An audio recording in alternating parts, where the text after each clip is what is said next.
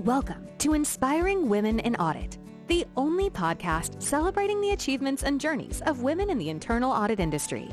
In each episode, we spotlight the extraordinary stories, insights, and expertise of these dynamic professionals. Our aim is to amplify their voices, inspiring a new generation of women auditors to share their knowledge, experiences, and unique perspectives. Remember to check our show notes for links to our social media channels and to subscribe to the Inspiring Women in Audit newsletter. This podcast is brought to you by I4 Global Results Limited, the audit communication experts dedicated to transforming your audit reporting and your audit results through communication, optimization, and collaboration. Now, let's dive into this episode of Inspiring Women in Audit. I'm excited to welcome Karina Misko to the Inspiring Women in Audit podcast today. Karina is head of internal audit at a municipality-owned company that operates Riga's public transport network, Riga, Latvia, of course. Before internal audit, Karina built a career and held leadership roles in finance and accounting. She holds a BSc in economics and finance, a bachelor's in law, a master's in finance, and an MBA in international finance. She also serves the profession as president of the IIA Latvia, bringing a national level view of standards, practice, and community. Karina, welcome to the podcast. I'm really excited to have our audience get to know you today. Hi, Tracy, and thanks for having me. It's a pleasure. Absolutely. I want to ask you, so what first drew you into internal audit, and how did that moment kind of set the direction for the rest of your career? The very first time I was drawn to audit, it was an external audit. I started my career in PwC more than 20 years ago. Oh my God, time flies. As an assurance assistant. So it was my very, very first job, like serious job, a full-time job.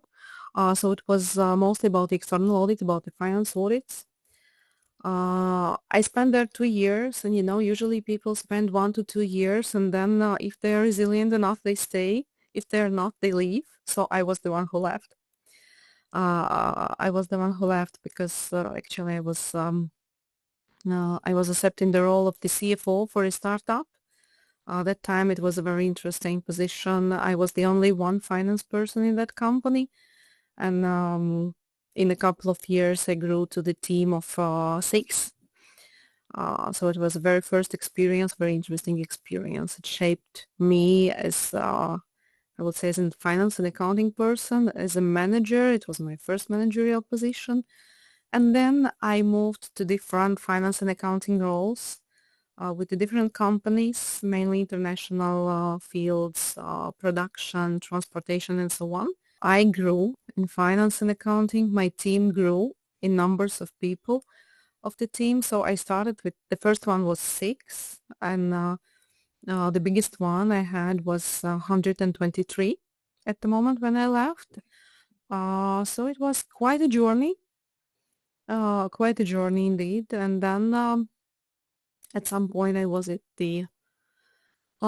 the position when I had to think about what I need to do and where I do want to move further, because that was the point when I started to think that probably finance and accounting is a bit narrow for me. So I wanted to expand, because in finance and accounting you only see one part of the business. Especially in accounting, you usually work with the things that already have happened, so it's a historical information. And that's how I came to the conclusion that probably I need to try myself in an internal audit. And usually when you think of something and you have the goal, there comes the opportunity. There was a job opening in the company I'm currently working with, and it was a head of internal audit. I was ambitious enough to start with the head of internal audit, not just an auditor. Yeah, that's what I usually do, And I think it was kind of a credit of trust from my bosses to hire me, and I'm still grateful for the opportunity because it was something new. It was something probably a bit unknown, but surprisingly, I found myself in such a comfort zone in this position. It's been 5 years. I'm here, and I love it.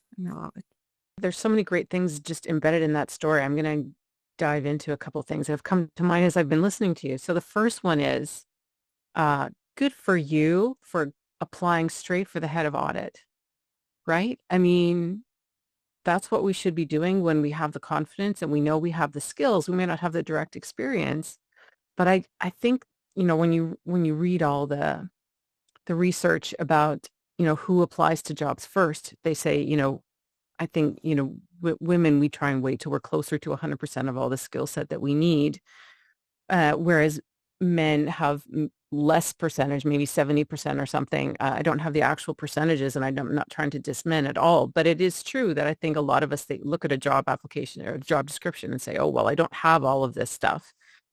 But that can be short-sighted because there's so many other things that you, for example, can bring to the position based on all of your knowledge, and we can learn audit. I think you should only have courage and try, because I have to admit, self-confidence is not my thing.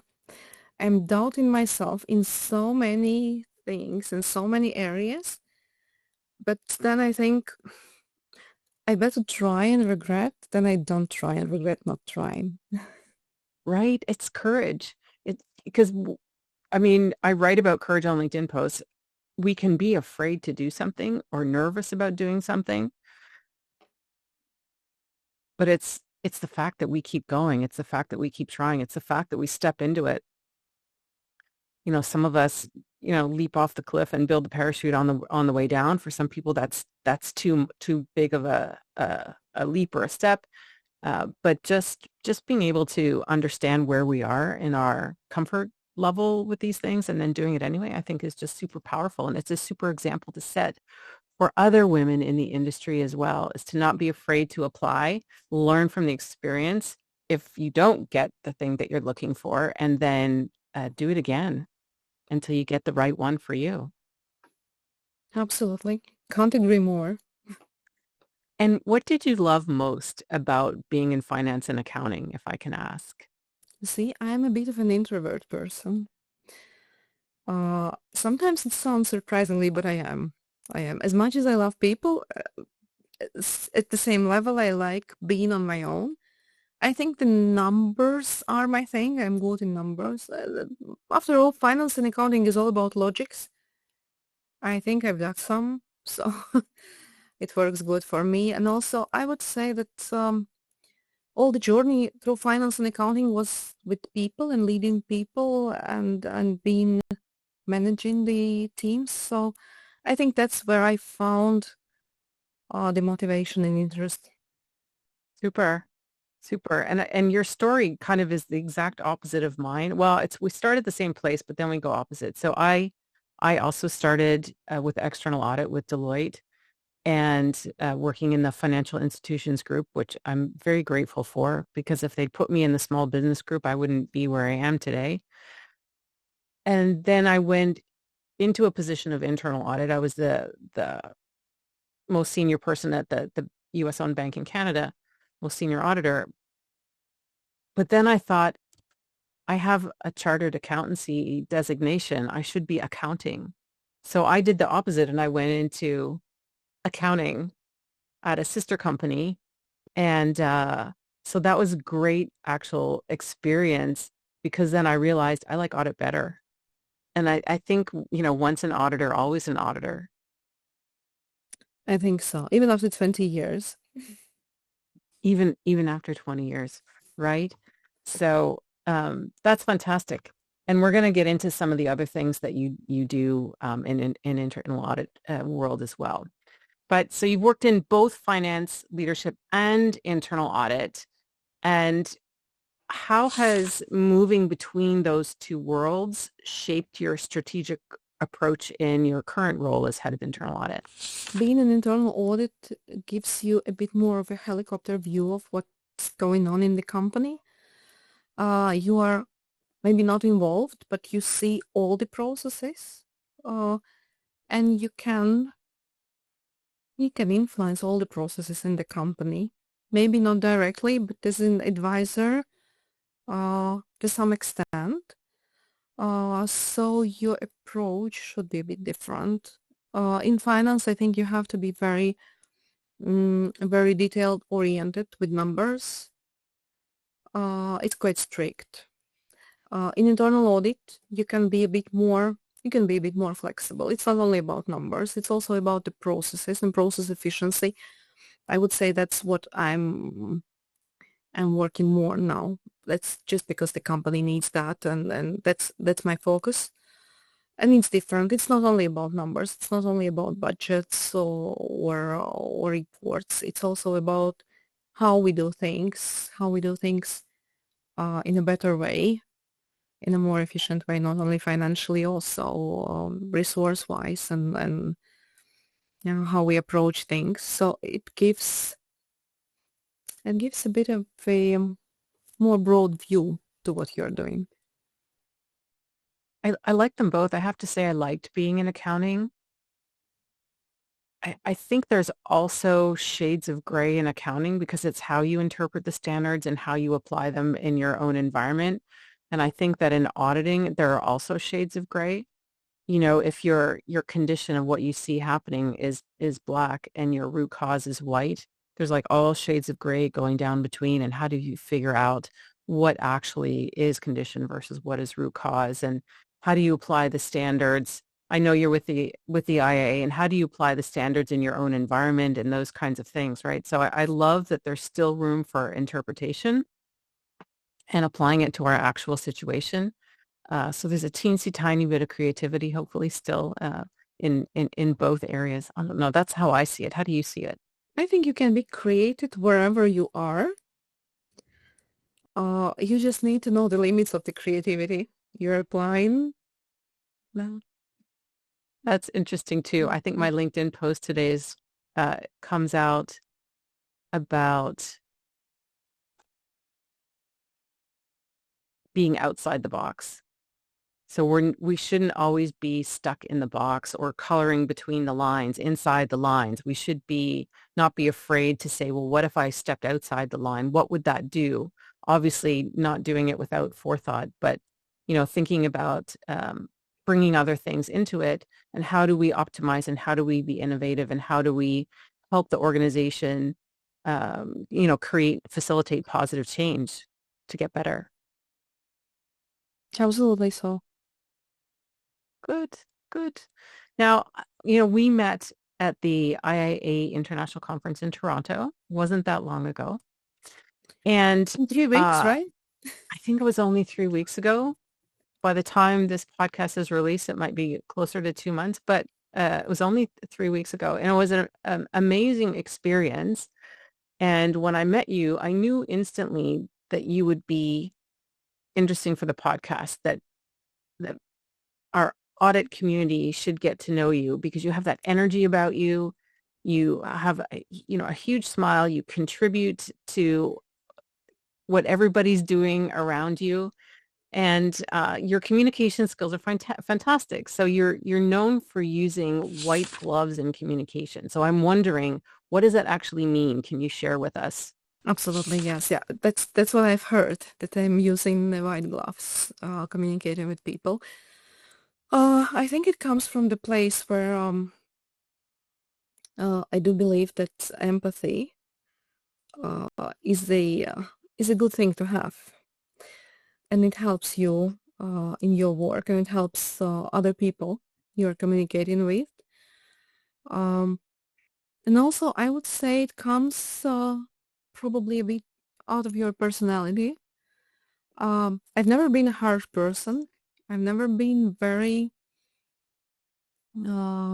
I was ambitious, but not to the extent that I do not care about others. I only care about myself, and whatever is my goal, I do see the goal. I don't see anything else. Definitely not. I do believe we can achieve everything we want, and being ethical at the same time. And that's important for myself as a person. At the end of the day, when I'm going to sleep, I need to know that I've done everything in the correct and the right way. Then I have a good sleep, If I know I did something wrong to someone, and someone can be, I wouldn't say upset, but maybe hurt from my actions or words, I do not have a good sleep, and that's important. So it's important for me to know that I've done everything in the right way. And I think empathy comes with that. You cannot, even being an auditor is always a dilemma, right? You have to be quite firm with what you say and what is the result you want to get. At the same time, you cannot do it by hurting other people. And sometimes it's difficult to achieve because some things are tough. Some decisions or some recommendations are not very pleasant to hear. It's always a bit of a personal in that because it's about the other people's work, right? And what they have done. So it's always about putting yourself in their shoes and thinking, what do they feel now? Is it okay for them? After all, we are all are human beings. So that's what I'm trying to do.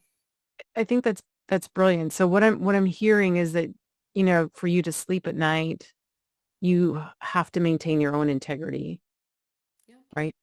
That kind of internal bar that you set for yourself every day. And if you didn't, then you wouldn't sleep well, which I totally get. And I feel like the word diplomacy comes through when I'm listening to you in terms of this whole white glove communication and dealing with people from, with your own empathy and making sure that they don't feel hurt or maybe put on the defensive or something like that. That definitely, your communication must have a good amount of diplomacy in it. Speaking about diplomacy, I just remembered I had a boss of mine, my manager, who once said, listen, I know you're very diplomatic, but please, could you be a bit less diplomatic at times? I think, well, it was like more than 10 years ago. I still remember Yeah. that. To be honest, I do use this advice sometimes. I can't say I do overcome some limits, right? But so sometimes when I feel I'm becoming too too empathic, maybe, I do remember that please don't be that diplomatic. I think that's good advice. I think it's good advice because sometimes it's in our nature to be diplomatic. Sometimes we are trying to be diplomatic for the reason of not, or for the reason of promoting a good relationship, a strong relationship where everyone's cooperating and working together. But there are times when being less diplomatic could maybe help move things along, if that makes sense. Sometimes you have to put that Cruella hat, unfortunately. Yeah. Well, and I would also say that, you know, empathy is fantastic. I don't think we're all built with the same level of empathy. For some folks, it's like me. It's more of a muscle that we have to exercise every day, is to make sure that we see people and we hear what's actually going on and recognize what's actually going on. And there are other people where it's quite an easier thing. And I think it just does come from how our brains are wired. And I don't know, I'm not a doctor, a psychologist, maybe how we're raised and how we see other relationships and all those kinds of things. But that's what we bring in with into our working environment. And I think as a head of audit, it's a great skill for you to have, to be this diplomacy, or to have that ability, because you deal with the leadership across the entire company, right? Yeah. And so you have to build strong relationships with them. So that kind of leads me into my next question is, being in this role at this company, what are some of the unique challenges that you're facing? How do you navigate them, especially when it comes to stakeholders? Because there must be conflicting stakeholder needs in the public sector. Absolutely, absolutely. We do face challenges for sure. The company I work for is it's a public company. It's a municipality-owned company. It's a big one. It's 3.5 thousand employees, and it's quite a complex one. It's managing all the public transportation in Riga, the capital of Latvia. So it's all the buses, trams, and trolleys running around, all the operations, all the repairs, infrastructure, everything. It's a big thing to maintain and manage. And there comes some challenges as well for internal auditors, not only for internal auditors, also for other employees and for the management of the company. For me as a head of internal audit, the first thing is it's always about the budgeting and possibilities. As internal auditors, we see things which can be improved, being done differently.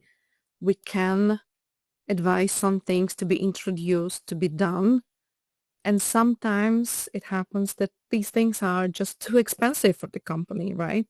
Because these are not budgeted. So it's always about finding the compromise, and that's where the communication skills come in. Okay, if we cannot do it this way, how we can do it in a different way? Because people working with that, they should know the process better, I would say, to say, okay, if we see this is not working and we cannot afford what auditors are advising to do, what is the replacement? How it can be done in a different way?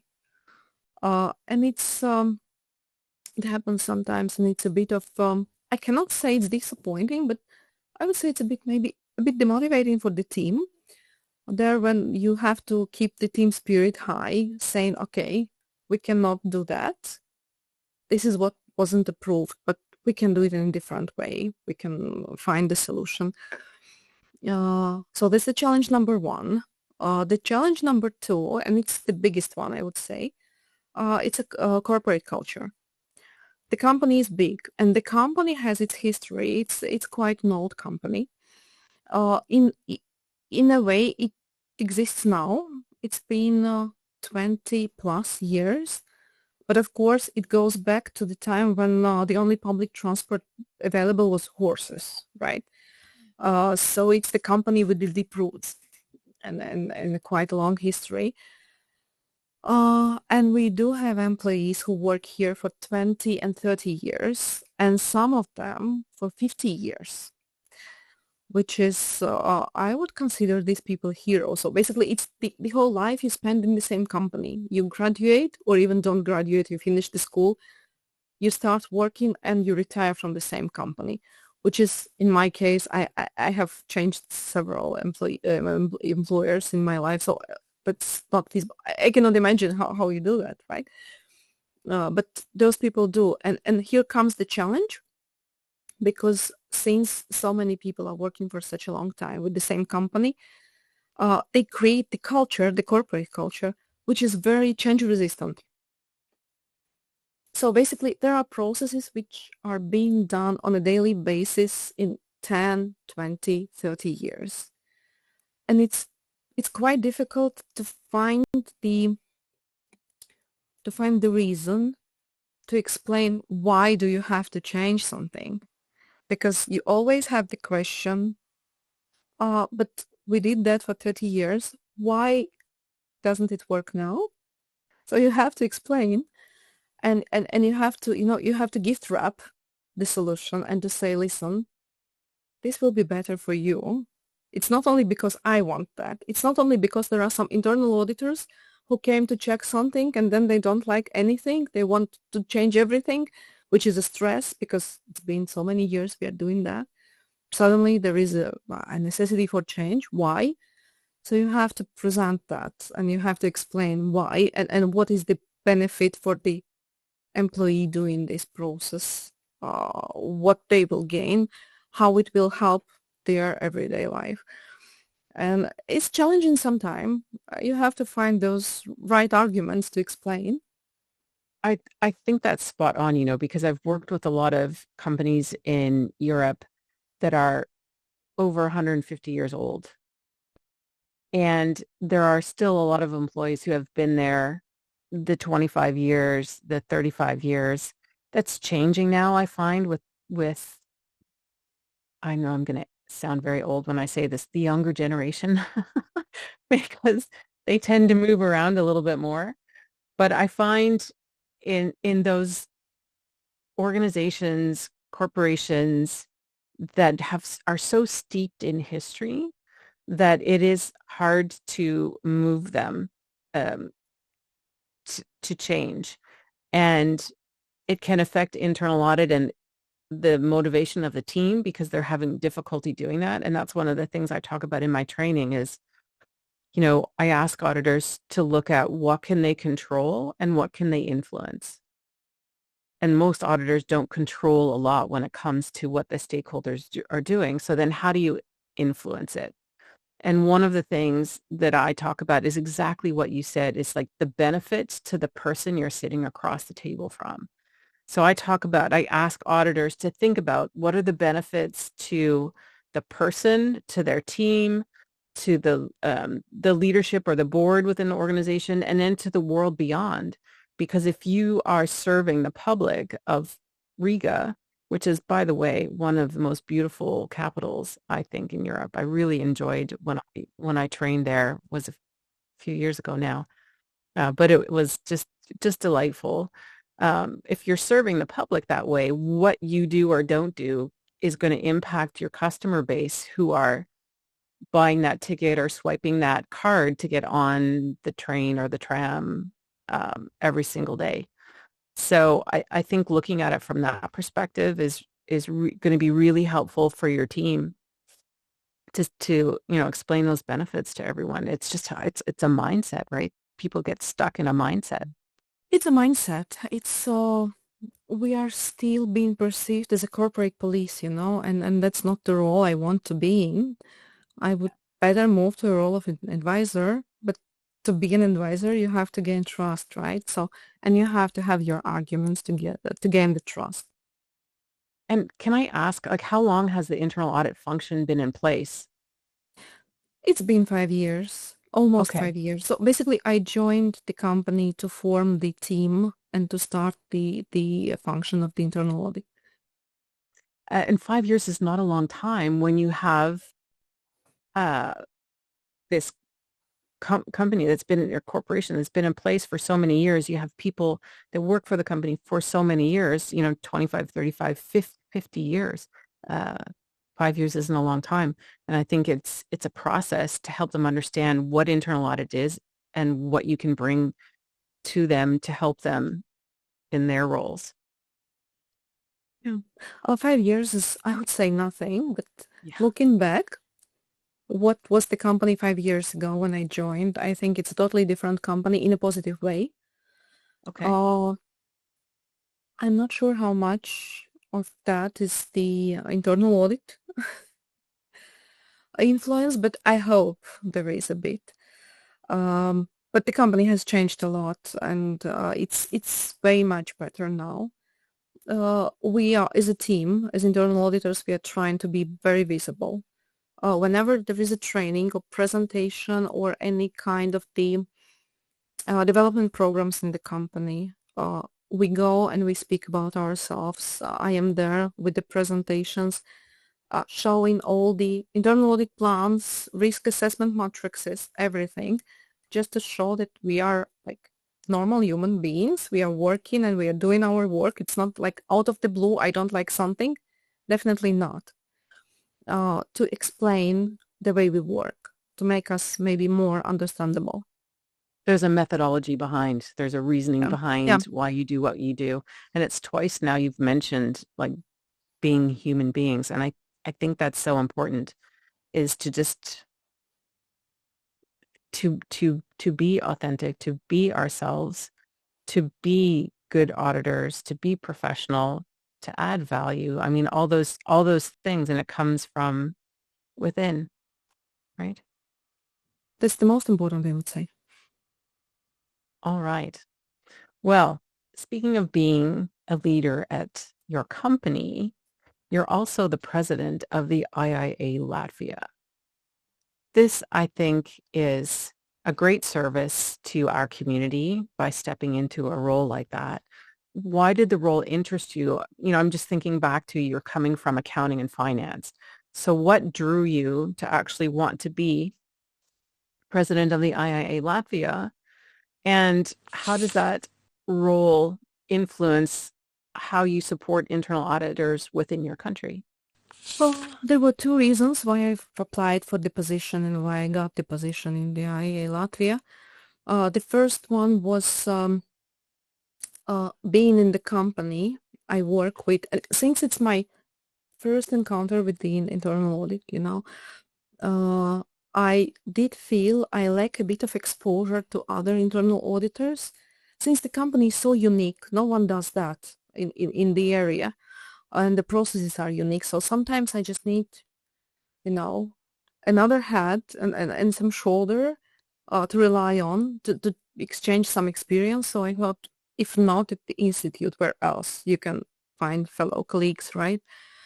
So I thought, okay, I can reach out to people. I can exchange some experience. I can share what I've learned and what I have on the table. I can get some advice from others.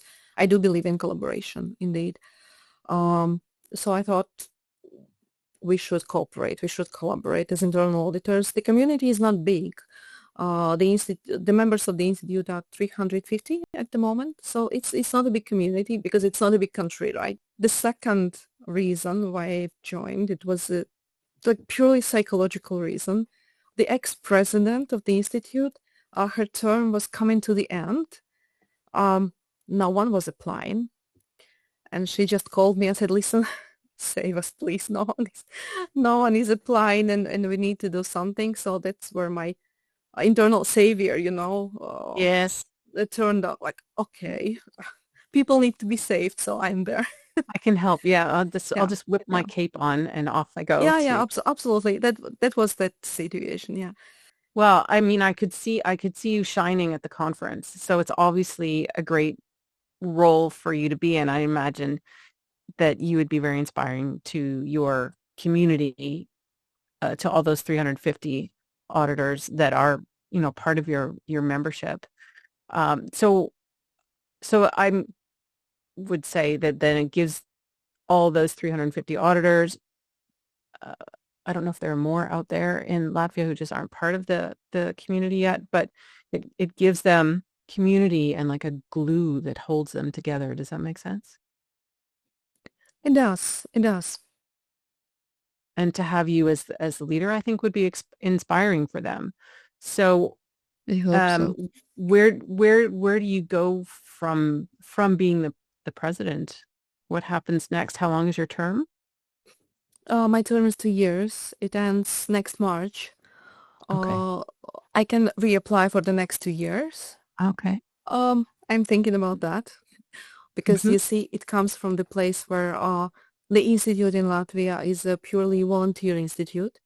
Mm. So we don't have any paid staff to manage daily tasks. So it's five of us who are managing everything. It's quite a workload, as much as it's rewarding. Um, to the same extent, it's quite a time consumable. So I'm still thinking about the next term. Let's see. I think next February I will make up my mind before the elections. Okay. Yeah. We'll see how it goes. Yeah, but I remember when I was the president of the Toastmasters. You know Toastmasters? It's a public speaking organization and leadership. And when I was the president of Toastmasters at our club in Heidelberg, Germany, I remember having to start the recruiting process quite early to replace myself, uh, to find someone who was going to be take over that role and understand what the role meant. So, yeah, well, because at that the beginning it's quite a surprise, but it's much more than you were expecting. well, it is, and I know, like you said, there are five of you, so there are different roles out there, within that organization. It was the same for me at Toastmasters, and I felt like I had done some other roles as well, in the officers team, And one that I did, I think for 3 years, was more of the operational leader, running everything, organizing the meetings, booking everybody's speeches, doing all those things. But I feel like the president's role is a little bit different. The president's role is to also be an inspirational leader.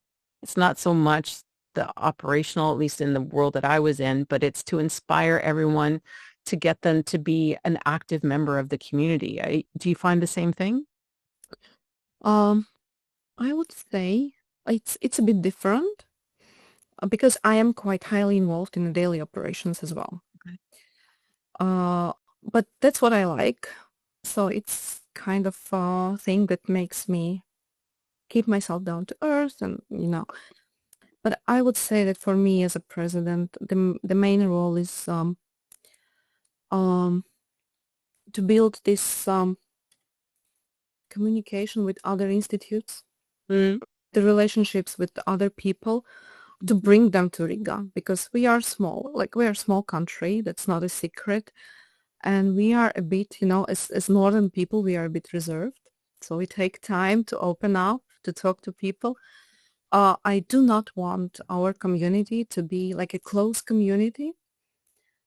When we are only communicating to each other, I want us to have a bit of more exposure, to see that there is life out there. There are great speakers, great trainers, great people around. So I do want to develop that. So Yeah. I'm trying as much as I can bring the trainers to Riga, either online or in person, doesn't matter. Yeah. Okay. Got that. Sure. Okay. Just, okay. Let Make me a make note. a note. Let me make a note. Make a note. So, we've talked about you being the head of audit. We've talked about you being the president of the IA Latvia. So I'm going to jump to this other question that I've had, which is how do you manage to juggle all of these responsibilities and maintain a work-life balance that works for you? It was good before I joined the institute. Since I've joined, there is no balance. So who said there is? There is no. But I'm joking. I'm trying to be serious here because I'm well known not only for my white gloves, but also for sometimes being a corporate entertainment and a A little clown at some cheeky. time. Yeah. But I think the sense of humor is something that keeps you afloat. And that's the only thing that keeps you, even in the toughest moment, that keeps you alive, I would say. So, yeah, there is So balance. There is still balance between work and private life. It's a bit difficult to achieve. I would say it's been tough last year and a half with the institute and everything. But as I said, I do not regret a second. I'm trying to find the ways to balance. And I have found, I have my workarounds on what I have to do if I feel overwhelmed or too tired. And there are two things which are very seasonal. In summers, I do commute between two homes I have. okay. So in winters, I live in Riga, very close to the city center. Because I like city life, people, movement around, everything. And in summers, I moved to the seaside. It's 30 minutes to drive from Riga. Really? Jurmala, it's a very nice resort town. I Oh, live was I there? I think I was there. I think you were because everyone is being taken there, It's very beautiful. It's this cold Baltic Sea, windy, but still it's nice. It's very fresh air, pine forest. I Mm-hmm. live 5 minutes walk to the seaside. And basically whatever happens, it doesn't matter how bad the day was, how tough it was. In the evening, I come back home, I take my walk by the seaside. In 30 minutes, everything is gone. It's like a meditation. You don't have to do anything specific. You just walk. I think this fresh air, it just blows everything out of your head. So I'm coming back home with the clean head. Everything is nice. And in winters, when I'm back home, I mean back to Riga, uh, um, no much of walks because, Latvia is the place where the summers are very light, so we have lots of daylight time. And in winters, it's otherwise. We have very short daylight time. It's almost dark or 24/7, right? So basically, you go to work to the office in the morning. It's dark. You come back home. It's already dark. So not much of walking, but I do have other thing, which basically, if I do that, it means I had a really tough day. So it's cooking late in the evening, but it's not like, it comes like, it's not because I need to cook, but it's because I have to do something. So I have to cook, and it's not like something basic. Well, it will not be an apple pie. It will be a green matcha cake with the layers of fresh raspberry. And so basically I need to keep myself busy in the kitchen doing something sophisticated. Yeah. In the evening. I don't know why it comes around 8 to 9 p.m., but But that sounds delicious, number one. And I'm sure those around you who benefit from your cooking and your baking are very grateful. So they are. sounds wonderful. But I recall because I trained for the Central Bank of Latvia, or that was the location. They sponsored the training. And I think we were in Yerma.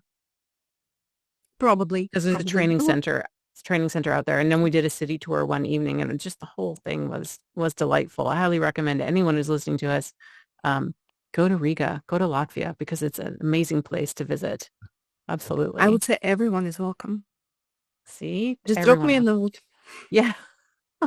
Be careful what you wish for. But I might show up on your doorstep if you're going to make that matcha with raspberry cake. Absolutely. You're welcome.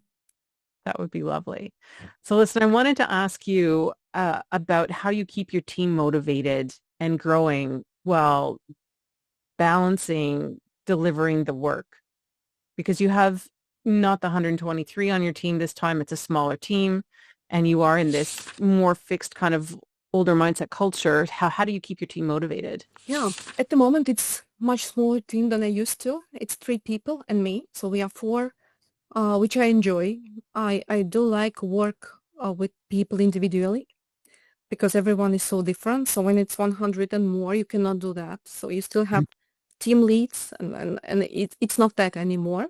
So small teams are more my thing, I would say. I do hate micromanagement. I think we all are grown-ups. And I think the team I've hired, and I was lucky enough to hire my own team. It's not that I get them inherited, so I hired them. So these are great people, all 3 of them. Really, I enjoy working with them a lot.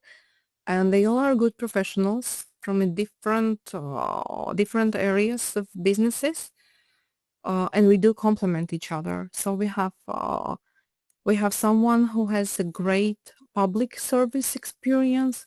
We have someone who has a great production side experience. We have a great lawyer in our team. So what else could you wish for, right? And I don't know, a lawyer on the audit team? Why not? Why not? Always interesting, I would say, especially when it comes to report writing, because the writing style of lawyers tends to be a little bit different than what I would normally. We work on that. It's not that bad. It's improving, Yeah, but I do think when you have such a great team, you do not need to micromanage because those people, they are specialists. They can do their job themselves. So it's my job to, I would say, to do a bit of planning, to motivate, to help. So basically, I do let them do their job, and they know the moment they need me, it's either there is some tricky stuff coming up. There are some tough conversation, maybe. There are some potentially conflict situation.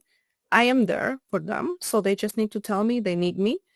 I will be involved. I will take some toughest stuff to deal with myself. I think that's my job.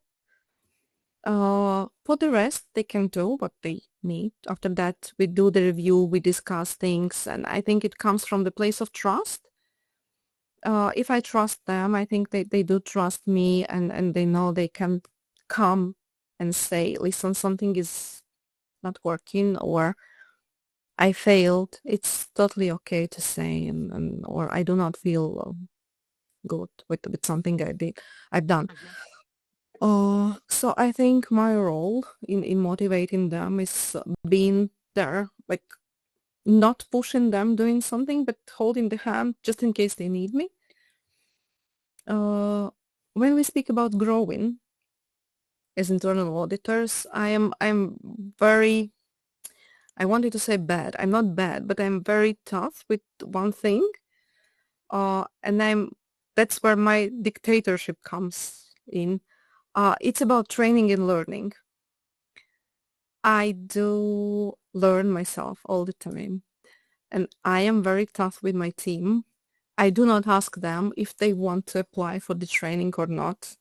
I do apply for them, and they have to do that.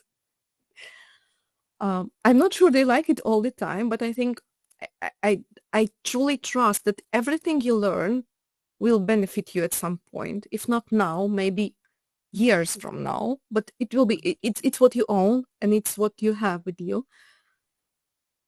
It's a bit of a double-edged sword, I would say, to have your boss kind of register you for a training session, but I don't think it's necessarily a bad thing either. As you know, it's as long as they're open to learning whatever the thing is.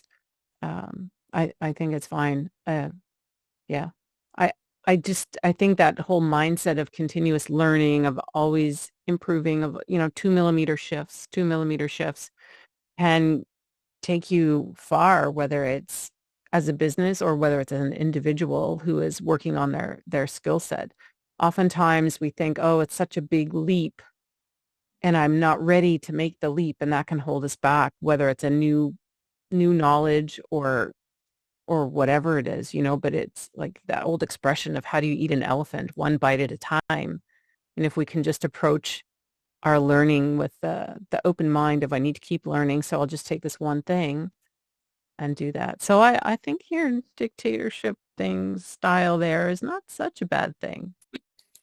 To be fair, it's not that I'm not asking them what they would like to learn. I do that. Like a week ago, we had a discussion, and I came to the room to ask, listen, guys, I'm putting together the training plan for the next year, so I would love to have your thoughts. What do you need? But I have my thoughts in mind as well. So if you do not come up with anything, I have the plan for you. You see, it's strategy, right? So we've already thought about the strategy before we even asked the question, but we've got it. It's just brilliant to take their considerations and their interests absolutely in mind as well, because otherwise you can't work well together, right? If it's that way. But I get that feeling from you anyways, that it's quite an open environment where communication is two-way, and when they need help, you give them the help that they're looking for when they ask for it, and that's brilliant. That takes me to a question that is not work related. We have spoken in the past, and you have told me that you have a 58 bottle perfume collection, which I find intriguing. How did we get to 58 bottles? Since we spoke about that, the collection has grown to 60. Wow. That's how it happens, yeah. It's a very interesting story, I think. It happens spontaneous. At some point, just the bottles of perfume started to grow in number, and I couldn't stop. I find it, I'm being a bit, not a bit, to a big extent, I'm being intuitive, and I do trust my gut feeling in many situations. And the perfume is something you cannot approach with logic, right? It's something that works with your subconscious, and with your gut feeling, exactly. So I think that's how I embrace that side of mine. It's a very feminine hobby, I think. So yeah, the collection lives with me. Um, it grows, as you see. I'm all the time I'm trying to tell myself, okay, not anymore, but It's get there. fascinating. It's fascinating. So I think my first question about it is like, where do you keep it? You don't have to answer that, but I'm just thinking, where do you put 58 bottles? Does she have a beautiful display case somewhere in her house? I do. I do. But there is one little secret about that. Not everything is in that display because, I do classify them by the season because you cannot use a winter perfume in summer, right? It's Right. difficult. Yeah. So the current collection, like the current selection for the season, is being stored at the display. All the other stuff is in a storage. In a proper place to store the perfume because it cannot be very hot. It cannot be That's with the like a good daylight. wine.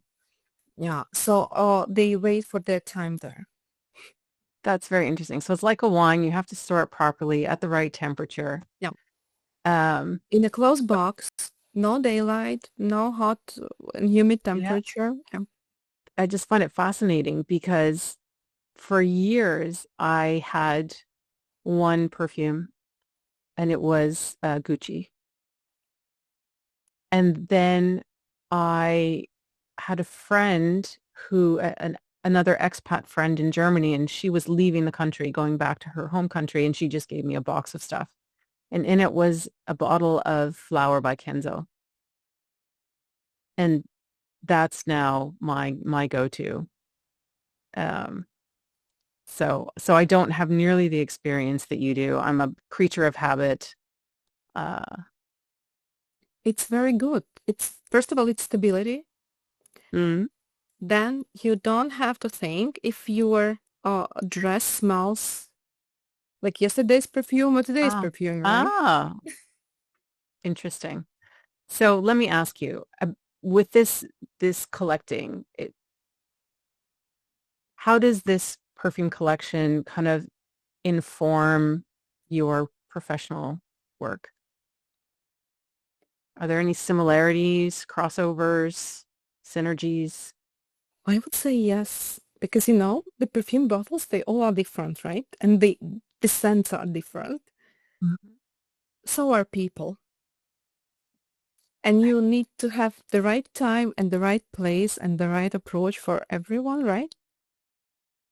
I love that. It's so true. I can just see all the and I can see your collection, and it's all the different bottles are different shapes and different colors. Some are shiny, have gold lids, some are silver, some are green glass, whatever it is. So everything is different. Um, do you have a favorite today? I have one go-to, which is my all-time favorite. Um, and I was thinking about that. Why is that? Is the one which is so dear to me.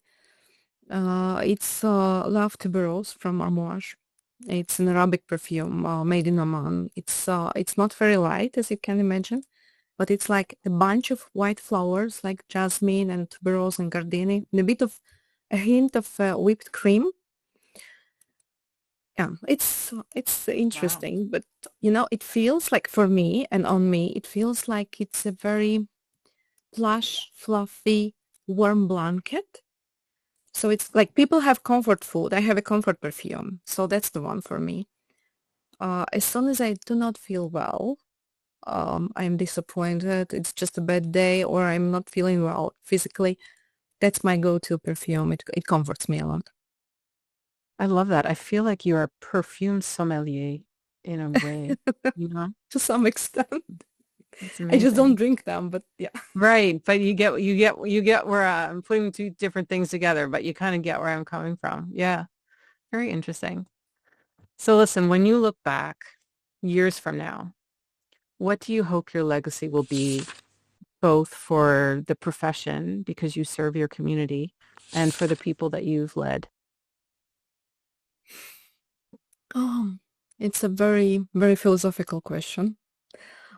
When we speak about the community, I do think that I hope my goal of bringing that international exposure and communication with beyond the limits and beyond the borders of my country, that it will be like a normal everyday life for internal auditors in Latvia, because there are so many great things happening outside.